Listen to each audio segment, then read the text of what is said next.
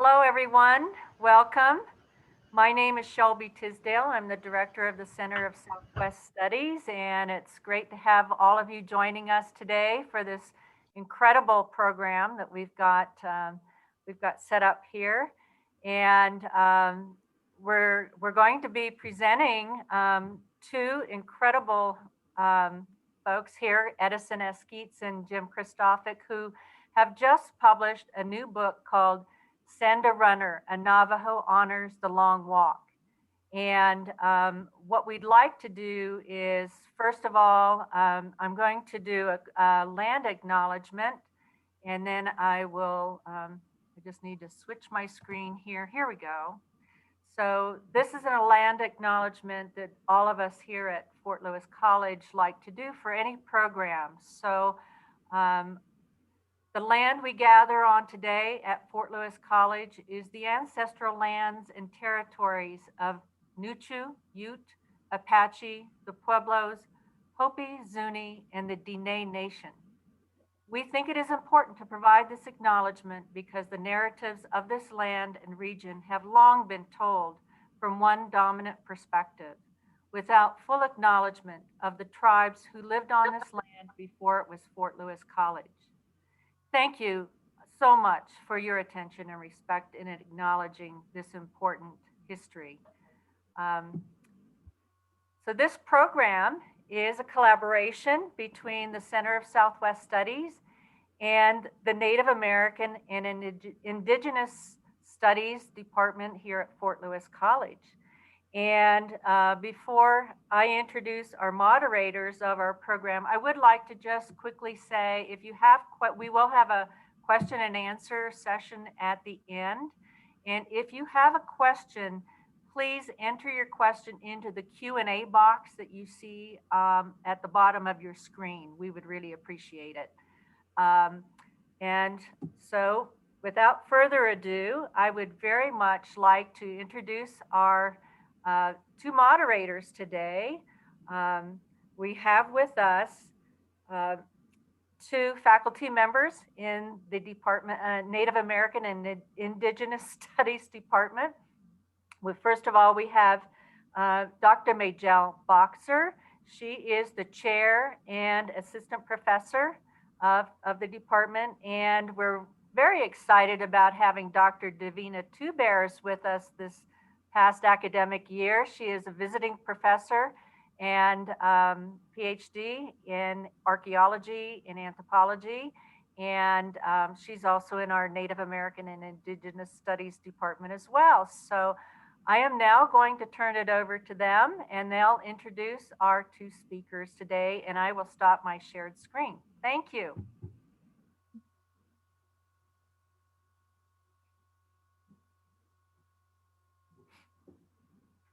I'll go ahead and let Davina, if you will introduce our first guest, Edison Eskeetz, and then I'll follow up with the introduction for Jim. Okay. Hello. I would like to introduce Edison Eskeetz. He is a former All-American runner, coach, artist, and teacher who has been running in the Southwest for over 50 years. He served as the head of school and the dean of students for the nationally recognized Native American Preparatory School. He is the first Navajo trader to manage the Hubble Trading Post, the oldest continuously operating trading post in Navajo country. He lives between Ganado, Arizona and northern New Mexico. And it's my honor to introduce Jim Christofic. Jim grew up on the Navajo Reservation in northeastern Arizona. He has written for the Navajo Times, Arizona Highways, Native Peoples Magazine, and High Country News. He is the author of The Twin Heroes, a Navajo English story of the Monster Slayers, Navajos Wear Nikes, a Reservation Life, Medicine Women, the story of the first Native American nursing school, and Reservation Restless. These are all published by the University of New Mexico Press.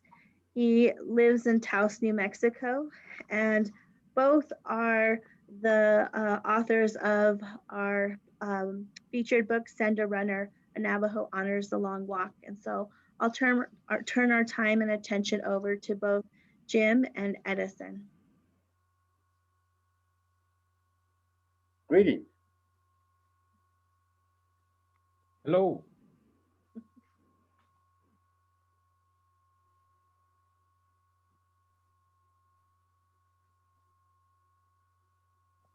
Do we chat? Yes, so go ahead, and we'd love to hear more about your book and your experiences in writing the book, and of course the long walk that you focused on in your run. Okay. I'll just go ahead and have this opportunity to say a few words and open a dialogue here. Of course, my name is Edison Eskeetz, and I am very traditional. I grew up on the Navajo land, and I'm glad we're doing something that is educational. I know Fort Lewis has a mission that is well received and nurtured, and this is a part of it. I think history is so important for all people, and at times I think for many tribes, some tribes are a little restricted sometimes.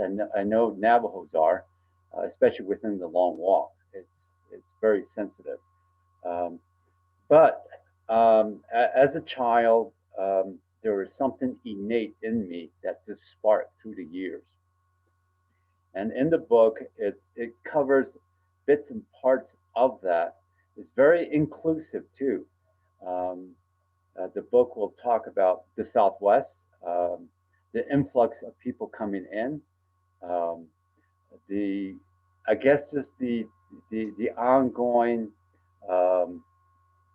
development. Development is key as well. Through the years, I've heard stories about the long walk.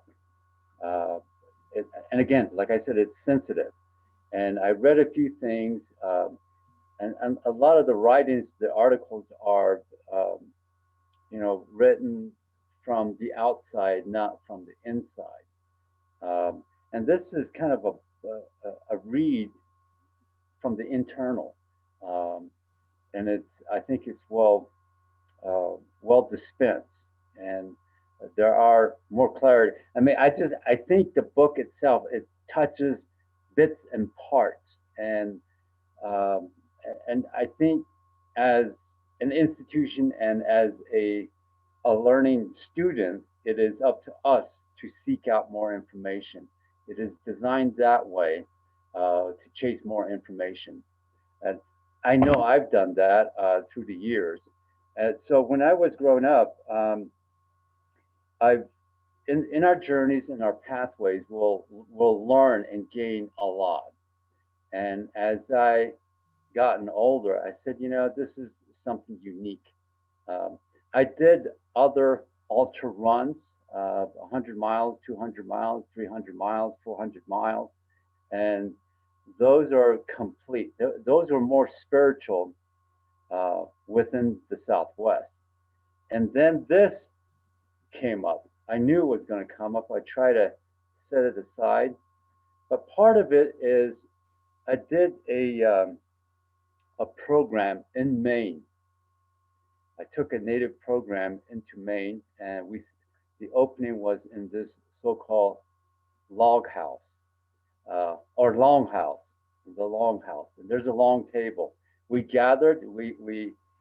I was requested to do an opening prayer, and I was honored. I said, okay, in my native words. So I did, and we completed the program. It was a few days. At the very end, we returned to the long house. I think it's called Turtle Island or Long Native Island or something like that. I forget the name of it. At the very end, we were ending, and I also requested to the people, the community, and I said I would would like to hear your voice. And then there was a 15-minute pause. A 15-second pause. And in my mind, I said, did I say something wrong? There's a good pause. Then finally, one of the elders got up and says, the language is gone. The blood is still here. And that struck my soul. It's like, wow. And that said a lot to me. So in this long walk, and the run itself, it was really to acknowledge the people, because we're still here. We're still maintaining our traditions, our language, our ceremonies, and the list goes on. We're still here. There's a lot of hardship, but we're still here. And it's really for those folks who carried their traditions through the years, and a lot of them never made it home. And so just to underscore that, I think that's key. And it has to be nurtured, and it has to be maintained, because another 100 years, who knows? So we got to maintain the history and try to understand it. I'll stop.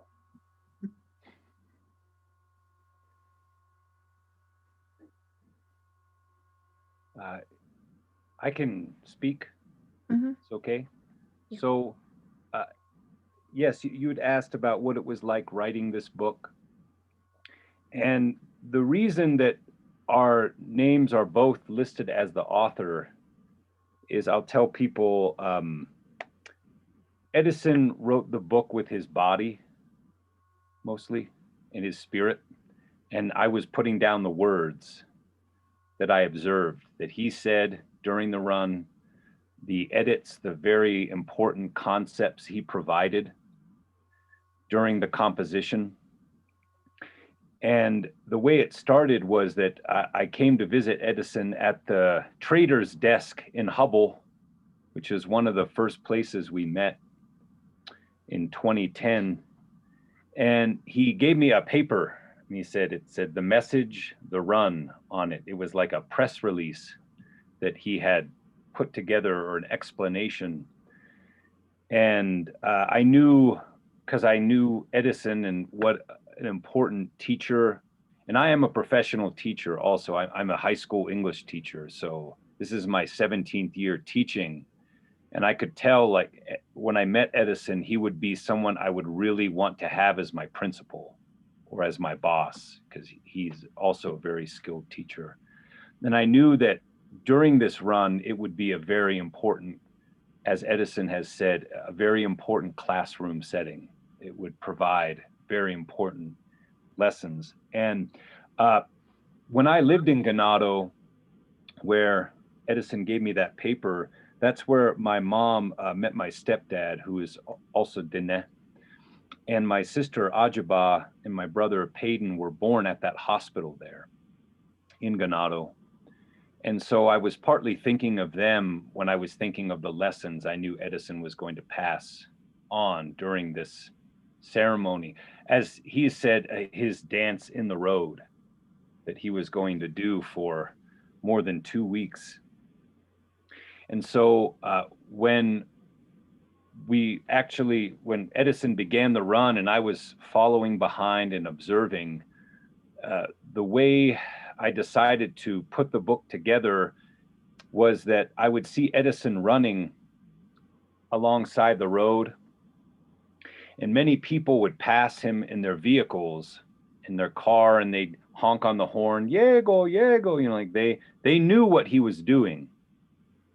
And but I knew also that if someone drove in behind that person who was maybe from Dilcon or from Snake Flat or from many farms, if they were from Oklahoma or if they were from Utah or Colorado, and they weren't from that immediate place, Canyon de Chelly, they might not know why he was doing it.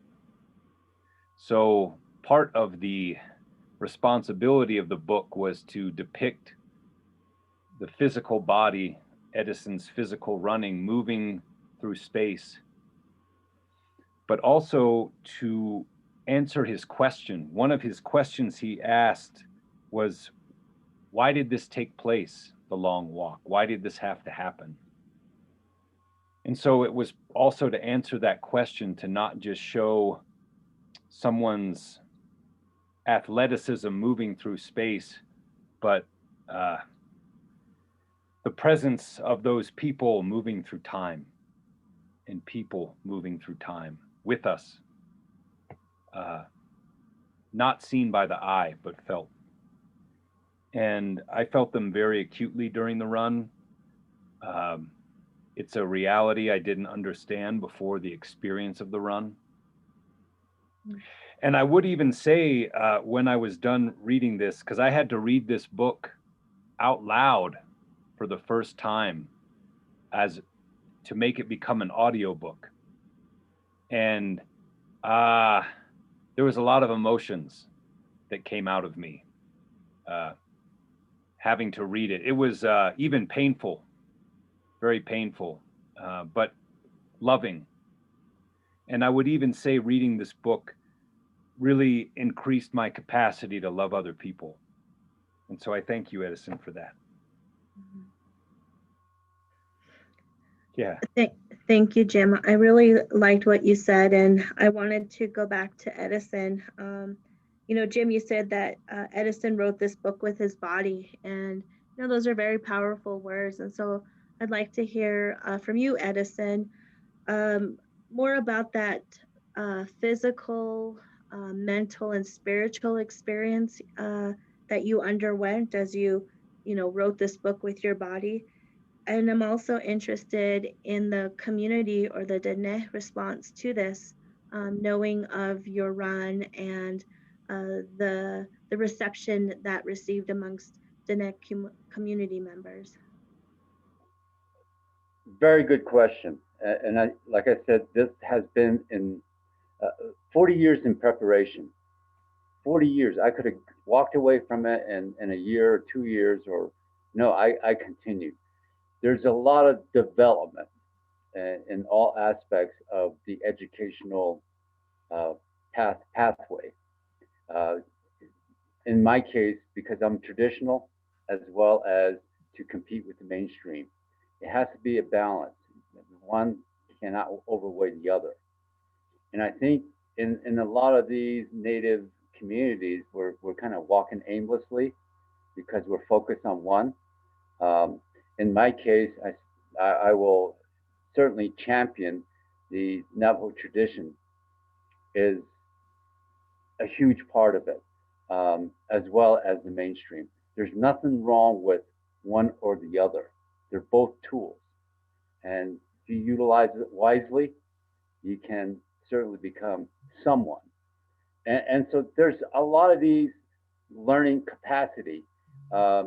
In terms of my runs, I did all the 6 sacred mountains, and they are Sisnajini, Totvis, Dokoto Sleep, the Bensa, and then the entrance, and that is Chole Tisnaotili. That's the Hogan, that's the structure, that's the Navajo reservation, that's the Hogan. The Hogan, even today, within the Navajo tribe, the Hogan, the home, the structure that we see, that's not really home. That's just a shelter. Your Hogan is actually the land. Those are the mountains. And so in my preparation, through the years, I met with medicine folks, medicine people. There's a lot of questions. I got bits and parts. Sometimes I'll get nothing. Sometimes it's just a little piece, like, oh, gotta hang on to this. And after so many years, I pieced it together. It's like, oh gosh, this is what it is. I did one of the runs. It was in Flagstaff. Before the run, the actual run, I actually went to on top of the peak, and it was in April. I think it was in April 4th or something like April 4th. So there was still a lot of snow. It was 4 feet of snow up on top. And at the base, it was okay. You can move around. From the very base to the top, it took me 58 minutes to get on top. Without the spiritual side to that, I will never ever make it in 58 minutes. It's not going to happen. But with it, it's unbelievable. And I came back down. Took me 30 minutes to come back down, and then I started to run. That itself, the physical, the mental part of it is huge. Some folks will do that, and that's it. You got to rest for a whole week, for a month, just to do that. And then, of course, your recovery. On this long walk, the run, it was a marathon a day. A marathon a day. In the athletic world, you can run a marathon, 26 miles, and you got to recover. And the recovery is 1 month. And here I am running 15 marathons back to back.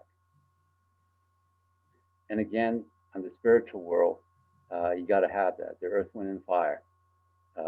A lot of native prayers, tremendous. And some of my prayers, they're just so eloquent, I can't even repeat them. Thank you, Edison. I'll turn it over to Davina to ask a follow-up question, but I think it might be appropriate even now that we had a question from an audience member, Joseph Kane from Chicago, and he asked, what did you do the day after your run was finished? So Edison, if you want to talk a little bit about the day you finished your run and what you did that day, some of your thoughts or reflections on that day. Just a nice, good meal. A nice, good meal. It was a release. All through these years, I mean, sometimes I'll be running at midnight just to fulfill the internal mechanical movements every day, sometimes twice a day, 3 times a day. Just prior to the run, I was running 3 times a day. I was hitting, over 20 miles, 25 miles. And so to actually finish it was a release. It was like, so it really, I cleared my mind. I did not think of anything. I just it's letting everything go and be the person that I am supposed to be. Because we were so entangled. I think prior to the last question, one of the questions was, what did the people feel? I had to go to the chapter house. I actually met the 3 presidents, again, 40 years, and I talked about this. Some of those folks never responded. They listened, and one of them says, well, let us know when you're done. And, I thought, in my mind, I thought, this is so delicate, so meaningful, and it's profound, and it's a part of us. We are the people of the world. And I even said, I mean, these are very sensitive. Like the net is, we call ourselves the net, or Nabahi, or Navajo, or Navajo, or one of those, and we fight for it sometimes. It's actually none of that. We're actually Nabahi. Nabahi translation is the seeker. We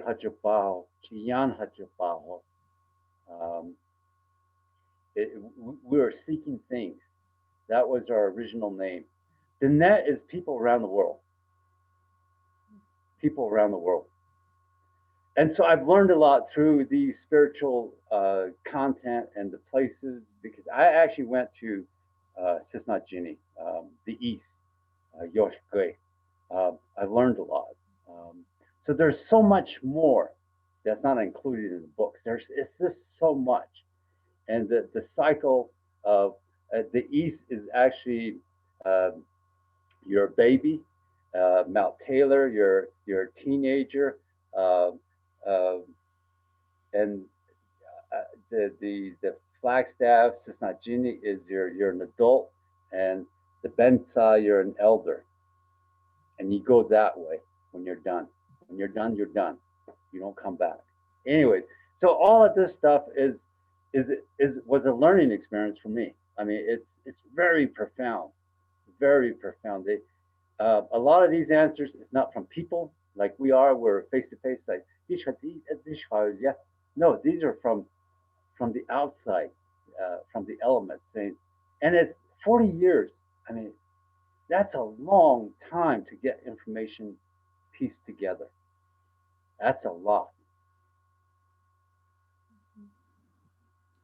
Thank you, Edison. Davina, did you want to jump in and ask a question? Yeah, this question is also for Edison again. I know that it for the Navajo people, it's sometimes, like you said, complex or difficult to talk about the place of sorrow. And how do you feel about commemorating like a place where bad things happen to our people when there's, traditionally sometimes it's said that we are not supposed to talk about bad things because it's like we're asking more bad things to happen to us again. So just as a Navajo person, were you ever confronted with that, and how did you deal with that traditional taboo, I guess? Yeah.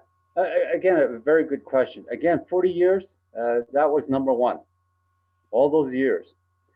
And in my case, I had to back off and say, okay, I have to investigate this a little bit more, sitting with the elements and say, how can I address this? How can this be done? Again, going to the chapter house, meeting with some fellow, met with the Navajo tribe, the medicine folks as well. I spoke with them at times, and I shared my feelings.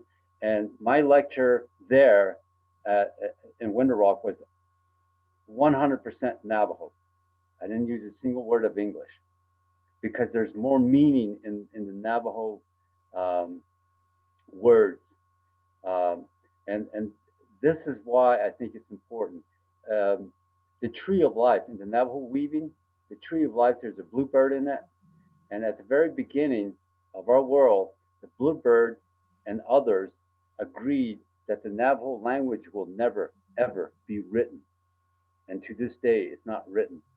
What we have are tools, and it's in English phonetics. It's English. You can take one of those Navajo books, Navajo Made Easy, give it to an elder that is strictly Navajo, will never be able to read it. It's not going to happen. And therefore, in 1936, it was utilized because it wasn't written in WW2, Code Talkers. So all of this is a part of the run. I did not deny any of this. And so for the run, again, it was to acknowledge the run became a dance.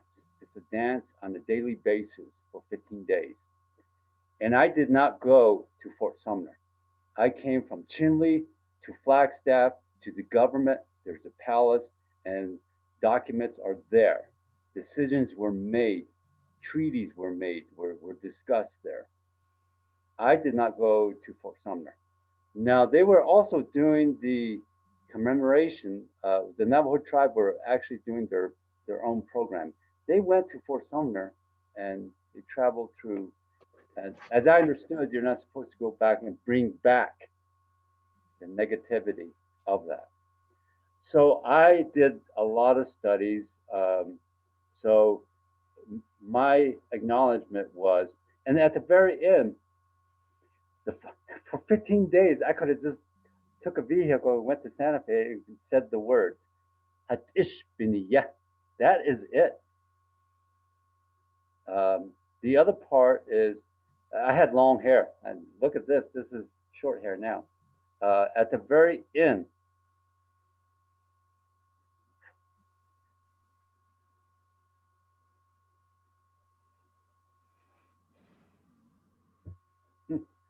this is a tough one. I actually cut my hair.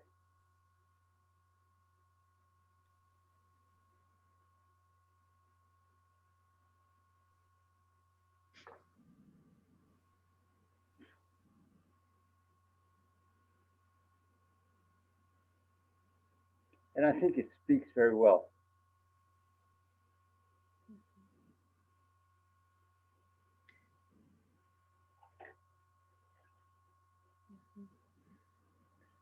Thank you, Edison, for sharing that with us. I think, you know, that emotion, you know, is very poignant, and it's important when we think of the Navajo Long Walk and Bosque Redondo that, you know, that we really see it and that historical legacy. And, you know, I appreciate you sharing that story with us, and of how you cut your hair, and also very, very powerful. Let me get to another question here. This one comes from Richard Ballantyne. This question is for Jim. Jim, you said that reading what you wrote was very emotional and powerful. Why would reading out loud have that effect? Do you know, do you now read others authors' works out loud? So again, why was reading out loud very powerful and emotional for you? And then do you do that with other authors' work? Well, the other books, I will occasionally come across something in a book, and I will stop and say it in my head as though I'm speaking. Typically when I read, though, I do read silently.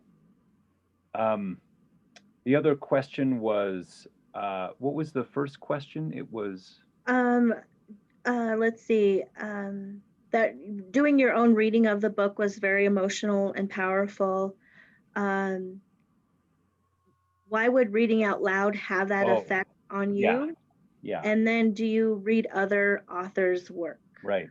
The reason that reading it out loud was so emotional is because even writing it was very emotional. This book, I wrote 90% of it by hand on a notepad with a pencil. And most of it was written before the dawn, before like between 4 in the morning and 6 in the morning, when I was working on a small like farm in Window Rock, like St. Michael's area.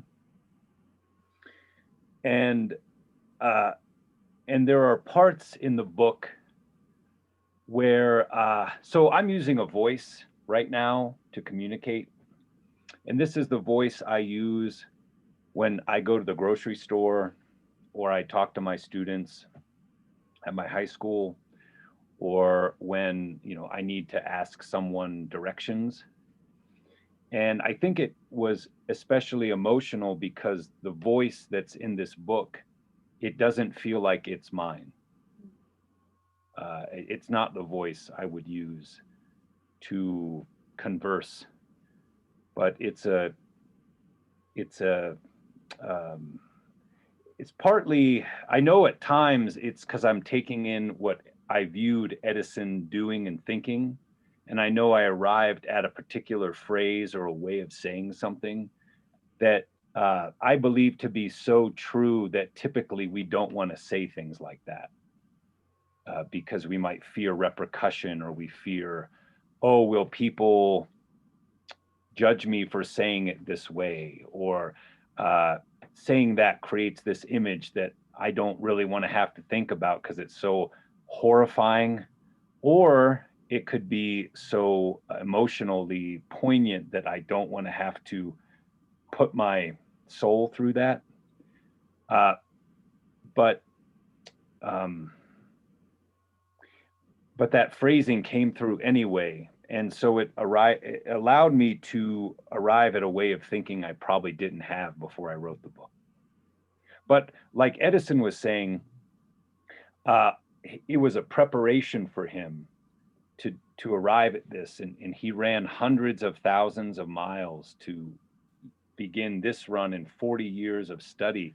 And I had written 5 books before I wrote this book also. And if I hadn't written those or tried to contact that voice that you write with, I wouldn't have been able to write it. But so because I'm mentioning those 5 other books, because I didn't have the same emotional reaction when I wrote those the way I did with this one. It was profound. And typically when you're writing something, you have to reread it 16 or 18 times. And by then, all the emotion is wrung out like water off a cloth. But with this, there is no end to the emotional reaction. Jim, to ask a follow-up on that one. So I'm just curious for yourself, and you mentioned a little bit of the preparation for the writing of the book, but I'm wondering also if growing up on the Navajo reservation, if that experience made you uniquely qualified, or maybe how that experience as a non-native growing up on the reservation shaped you and maybe, again, made you uniquely qualified perhaps to write this book. So can you talk a little bit about that experience? Yes, that's a good question. I would say it prepared me in this way. Like if I did an exercise right now, if I close my eyes and someone said, okay, I'm going to give you some words and I want you to just let a picture appear in your mind. And if someone said giraffe, I would see a giraffe. And if someone said car, I would see like a Subaru Outback. And if someone said man, I would see a Navajo man. And if someone said woman, I would see a Navajo woman as my first impression. So I lived in mainstream America in the East Coast. And it took me a while to recognize them as human, even, which would be called racism. And I had that till I was about 22. Because I moved actually when I was 16 to Page, Arizona to finish high school. And that was very jarring. And I didn't fully integrate myself into mainstream America until after I left there. So that prepared me in that my view of humanity starts with Nabahi, with Navajo, and then it expands from there. Whereas, so me growing up, I don't have the image of the native as the other. In fact, I have the reverse. I have the Anglo as the other. And that's the problem, because look at me. So that kind of disqualifies you, because I got European facial hair and the long hair. So it presents certain challenges to your soul to get you to respect and admire yourself for a few years, But I arrived at that also. So whenever I would depict or show Navajo people in this book, it's just like I'm showing humans. That's my first reaction. And I'm watching the humans who are most responsible for my safety and my capacity to love and care for other people, and they're being hunted in the book. That was that time, the Nahon soul, the fearing time. So the compassion and the somewhat anger was there in me to approach it as well. Yeah. Thank you, Jim. I'm going to turn it over and back to Davina. We did have an audience member ask a question in the Q&A. And so Davina's going to follow up on that one. Yeah, thank you. This is a question for Edison. One of the attendees wants to know more about the rattle that you were running with, and if you can talk about that. Of course, with within the long walk, there are other tribes, and Apache was one of them. So the rattle is all handmade, Apache made, and I was able, that was acquired for that preparation. And usually I will, because again, it's so involved. I just said, I want this for this. Can you help me? Here's a token for you. There's always a trade-off. You always have to, you can't just take things. So there was always the token. It could be money, or it could be an herb, sage, cedar, ash, whatever they are, that's their token. You pay them off. So that was done.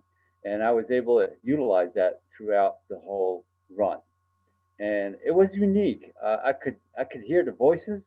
I could hear and again, it was a wonderful dance. It was a dance where you're tapping on Mother Earth, which becomes the drum.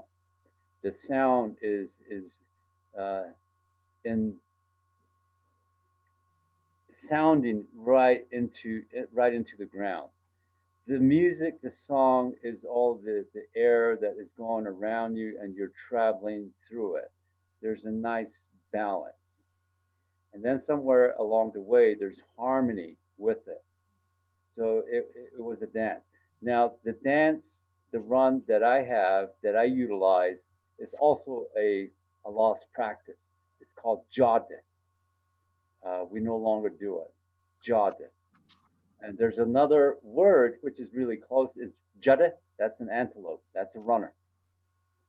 So jade was a messenger, was a medicine person that gathered all the medicine for the people to be cured, to be healed, and to carry news, messages before the horses. So there's a lot of history in that as well. And at the very beginning of my run, it was also very traditional. A yasakad, which was a rug that was made, and a basket with the corn in it. And in my case, I was bare-chested, kilt. There was no Nike or anything, and a moccasin without the socks. And of course, the colorant of the 4 sacred sites was on my body as well.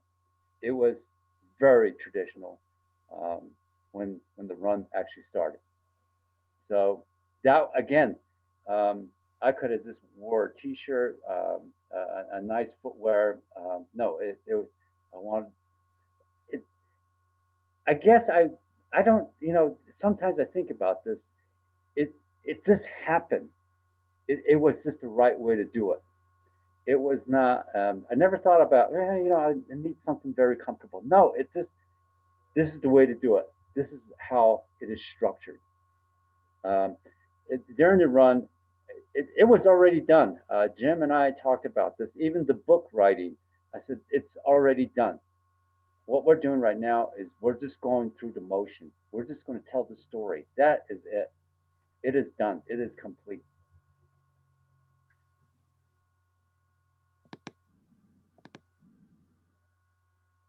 Thank you, Edison.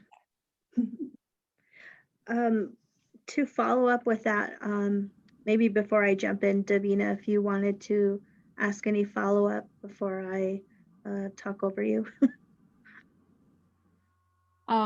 Yeah, I was just curious about the what you're describing, what you wore, and was that, did you continue to wear that throughout the run, or just at the beginning of the run?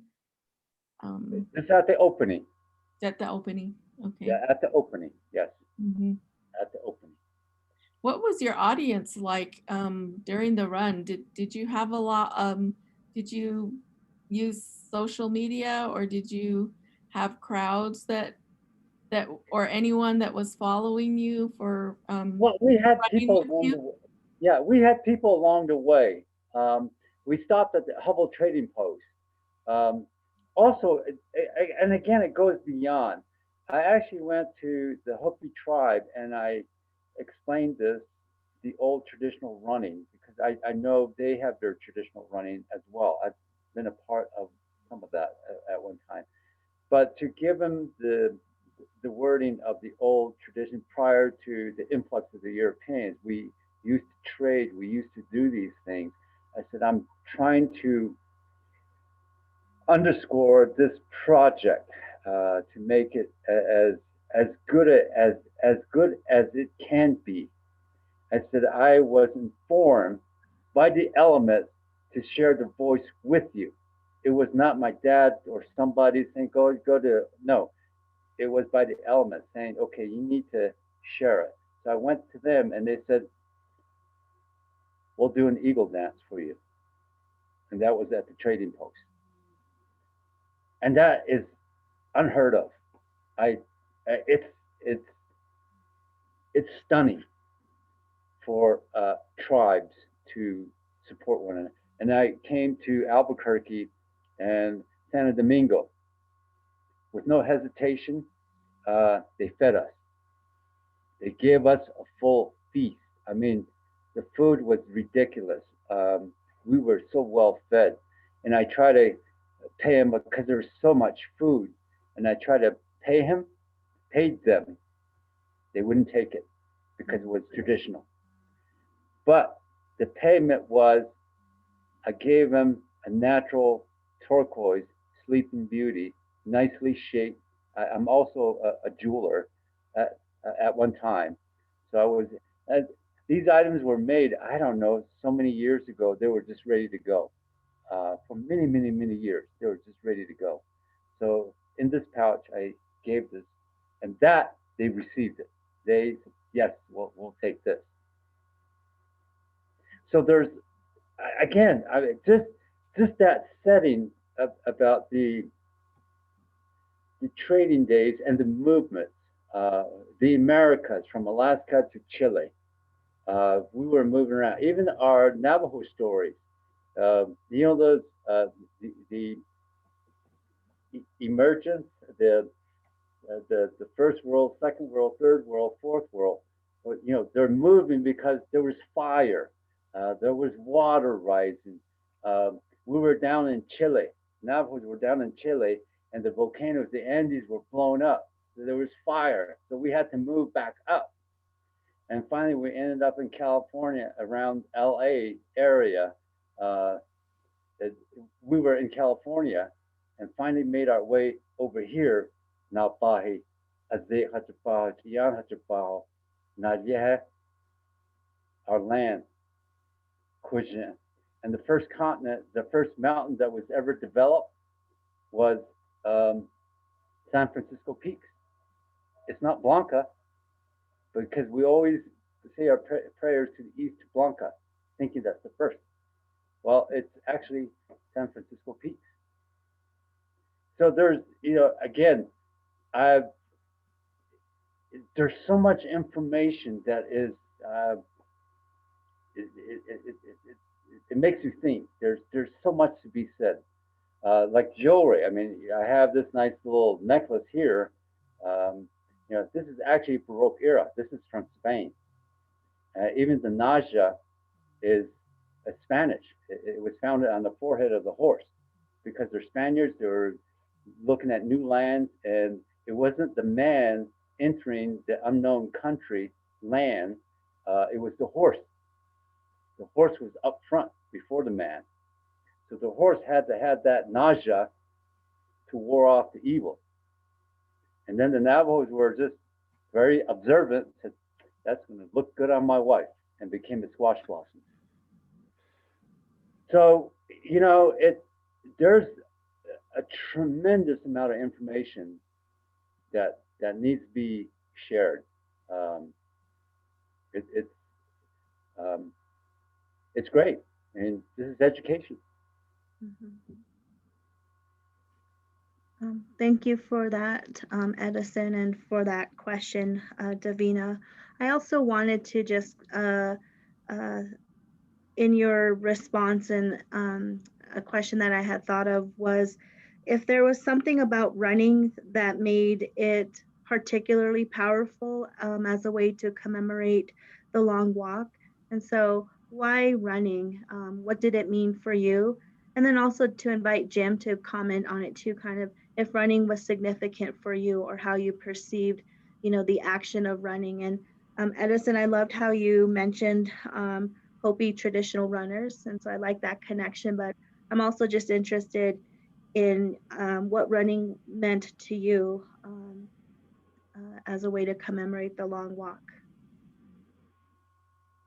All right, Jim, you'll be after me.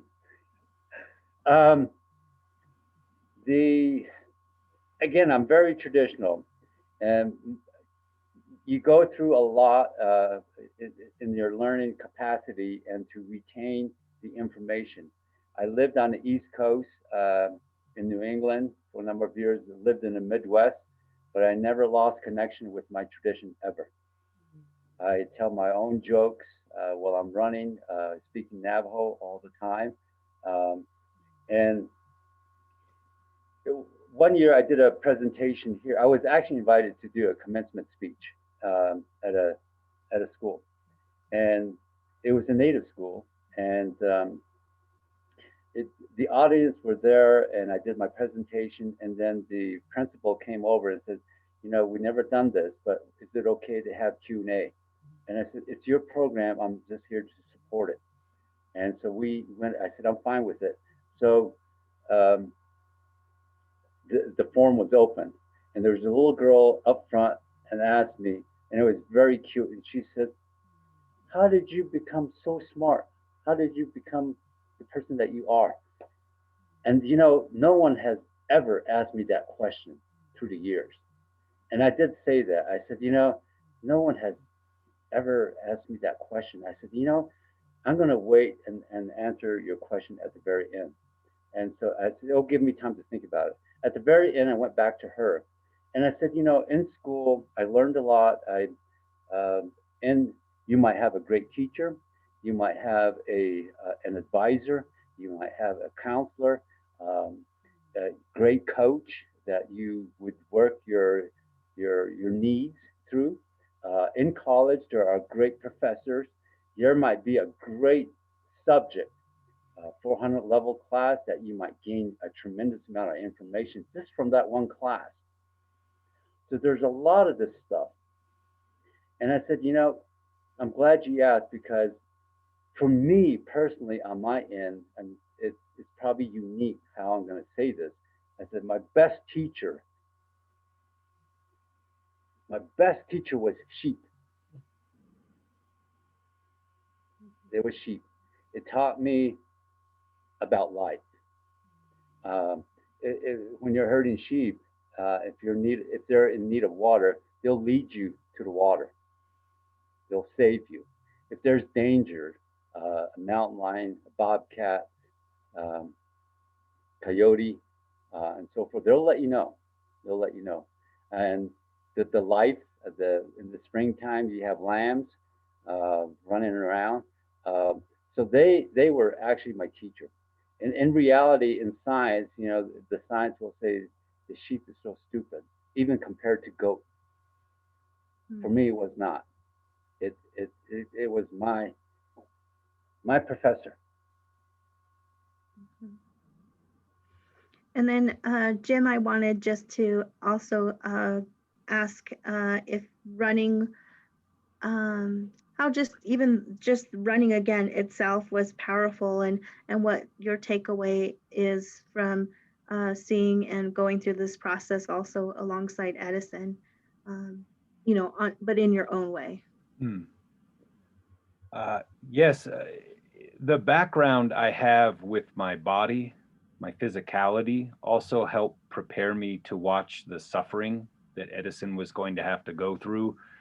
When I was in college, I made a very determined decision that I will train athletically the rest of my life. I was not a college athlete, But at one point I weighed 240 pounds. And that's not huge because I'm 6'3", but I said, I'm not going to be unagile. So it started with the running for me. I would run. Today I'm about 200 pounds, and that's my good fighting weight. When I went through a really awful tragedy in 2008, my dog, who I was very, very close with, he passed away when he was only 4 years old. And I did not run the Philadelphia Marathon, but I helped 3 friends of mine train for it. So I've had to run more than 20 miles at a time. So I know what that feels like. I run pretty often. I'm an instructor in Brazilian Jiu-Jitsu, which is like MMA fighting. I did that for 2 years, and I've been an instructor now for 8 years. And so that physical culture, which for the Europeans was mostly like kind of agility weightlifting. That's what they did a lot with the iron, with the metal. I do that also. And so just having that physical background, I guess it helped me understand that like being a jock or whatever is a false label, and that actually the more physical you become, the more spiritual you become. And I do believe that. You saw that with people like Bruce Lee or Danny Inosanto. If you push your physical body, you'll approach spiritual thinking. And so I could see that with what Edison was doing.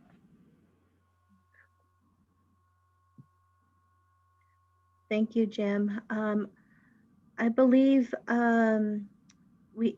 Shelby's back on, and I know we were going to take some Q&As from the audience. And while the audience might be thinking of any additional questions to ask of Jim and Edison, Davina, did you want to ask your question? Sure. Edison, I was wondering, I know you were you are an educator, and how I just want to ask you about what you think about the Navajo tribe right now, or the Navajo Nation, and how, you know, we have all these health problems, and what do you think about promoting running to both, you know, for physical fitness, but also for, you know, educating, because you're educating through the run that you did about the long walk and how that has affected people. But at the same time, I think you're promoting how our people were also very physically fit, and running it is a part of our culture, and it's a part of our teachings, you know, running places and knowing the land and connecting with the land. But how can we continue those teachings in this modern day and age? I mean, I know you wrote the book, and that's a good way to start, but I just feel like a lot of us are losing those very important teachings and not really connecting with our history, and how the history of running and the history of the long walk. That's a big question. You got a week? Well, number one, it goes back to education. I know it's kind of utilized in many ways, but ultimately it goes back to the education. And again, there's a lot of history behind this too. Back to the treaties. We signed a document that said with the government, where the government says, if you sign here, you're signing away your language, your medicine, your practice, and all that. And this is going to be the democratic way of doing things. And we signed it. So today, that's why from the youngest to the elders, we're walking aimlessly. We're trying to be tradition. We're trying to be mainstream. We're trying to be this. One day we're one, next day we're the other. It's on and on and on for everybody, regardless. But if you understand the content, you'll recenter. You'll go back to your center. All natives have that. You don't need to be in dead center. You just need to be in that circle in some respects. And things will be, and some folks do have it. Some folks do have it. Not many, but it is alive. Again, education is in itself. I mean, in education, it's guaranteed with all native education across the board. It's a guarantee you're going to lose 50% of your students to dropouts every single year for decades. It's ongoing. It's going to happen next year. So somebody needs to take it. There's a problem there. It needs to be viewed. Out of 100 students, you're losing 50. Out of the 50 that graduates, 17 will enter college, but 3 or 4 will receive community college, a bachelor, a master, a PhD degree. 3%. That's horrifying. That is horrifying, and that's every year. So there are things that need to be learned, and do we have the time? It needs to be restructured. It needs to be restructured, and the education, that education of the learning capacity, has to happen with the younger group. You got to start with them, and they grow with it through the years. Otherwise, what I see is, there's a focus over here, there's another focus over here, and you kind of lose them. And so it needs to be focused on. It's key. The school that I ran, we were the #1 school, native school at one time. And again, it's just, the mission statement is so important. That controls your teachers, your academics, your extracurricular activity, your coaches, your parents, your handbooks, your cooks, your janitors, your bus driver. That mission statement is a lifesaver. If everyone is invested in it, it's a nice little web that rotates. So it has to start with the mission statement, and then of course you got to have your board of directors. You got to have that pocket, your financial things, your academic things, programs, whatever they are, your policies that you have. It has to be well structured.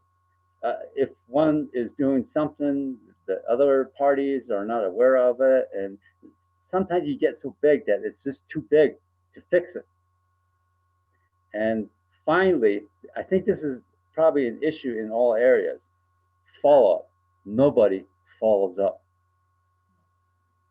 Reports, grant writing, there's no reports. You get the money, and then we're sitting there saying, okay, let's.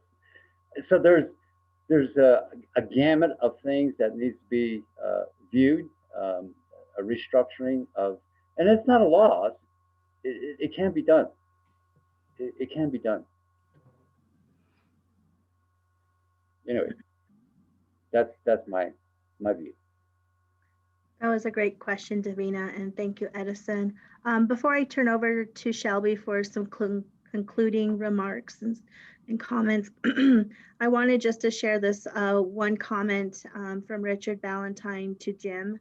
Mr. Ballantyne shares that he hopes you've saved your original writing in pencil. Given what you say about the power of emotion, the first draft in your hand probably contains a lot. So I just wanted to share that comment to you, Jim. Thank you. And now I'll turn the time over to Shelby. Thank you. Thank you so much, Dr. Boxer and Dr. Two Bears. Thank you for joining us this afternoon and partnering with us and moderating the questions and answers. And I especially want to thank Edison and Jim for joining us and sharing with us this incredibly emotional journey that you shared together and have shared with all of us in this incredible book. I just wanted to, the book is let me see if I can get it right in the camera here. Um, this is an amazing book, and it's University of New Mexico Press.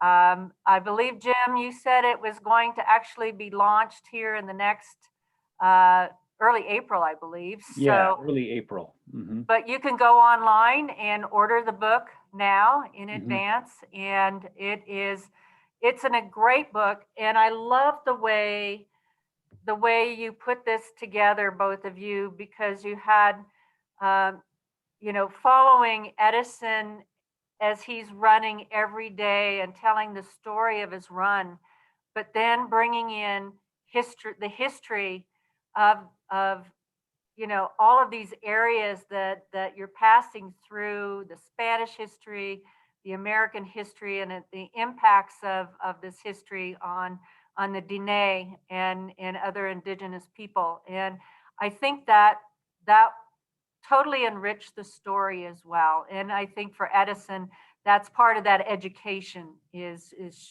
not just sharing your experience, but also bringing in the history of everyone's experiences. And that made this story, I think, much more educational, and it just brought it all to life. And I just enjoyed reading this book so much. I highly recommend it. I think it would be a great book to be adopted for courses, especially courses having to do with Indigenous history and culture. So I want to wish you all the best with this book launch. This is exciting, and thank you for getting in touch with us and letting us know about it. Really appreciate it. And I just want to let our audience know, thank you all for joining us today as well. This is being recorded, and it will be on the Center of Southwest Studies YouTube channel. So if you have friends or students who were not able to join us today, you can let them know. It'll be on our YouTube channel here fairly soon. So, but yeah, somebody just sent something in the chat that this is a must read, and I couldn't agree more. It's really a fabulous book. And also, just to anything we can do to help you advance this book, we would love to. Someday, hopefully, you can join us on campus for real and not just Zoom. We would love to have that. So look forward to hopefully meeting you in person one of these days. And again, thank you so much. For upcoming programs at the Center of Southwest Studies, you can just visit our website at southwestcenter.fortlewis.edu, and we have all of our upcoming programs listed. So again, Dr. Boxer, Dr. Two Bears, thank you so much for joining us today. This is an incredible program. Thank you. Thank you, everyone. Thank you. Thank you. Bye. Bye-bye. Bye-bye. Bye. All right, bye, Jim. All Good right, job. Edison, go on that. We're going to Kashi.